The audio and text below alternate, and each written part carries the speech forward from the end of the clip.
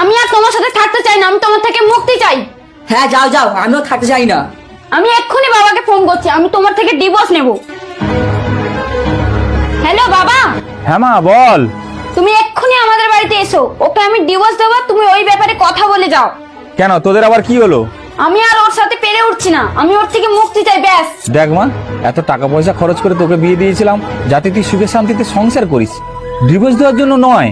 সংসার করতে গেলে ওরকম ছোটখাটো ঝামেলা হতেই পারে। বিয়ের পর মেয়েদেরকে শ্বশুর বাড়ি গিয়ে অনেক কিছু মানিয়ে নিতে হয়। কিন্তু বাবা। কোনো কিন্তু নয়, তোদের ঝগড়া ঝামেলার মাঝখানে আমাদের টেনে আনিস না।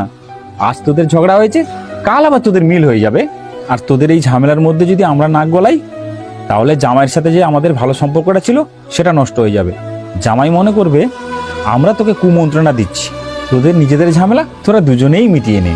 না বাবা, তুমি আমাকে যতই বোঝাও, আমি আর এর সাথে থাকবোই না। একটা কথা বলি শোন মা, মেয়েদের সংসার ভাঙার মূলত 4টে কারণ থাকে: রাগ, জেদ, মুখের ভাষা, আর বিশেষ কারণ থাকে বাপের বাড়ি লোকের কুমন্ত্রণা।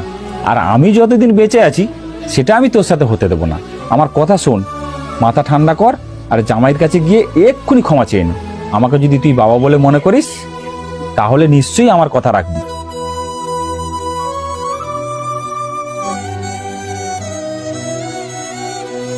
তুমি আমাকে না রাই, তোমাকে আর ক্ষমা চাইতে হবে না, আমারও তো ভুল ছিল।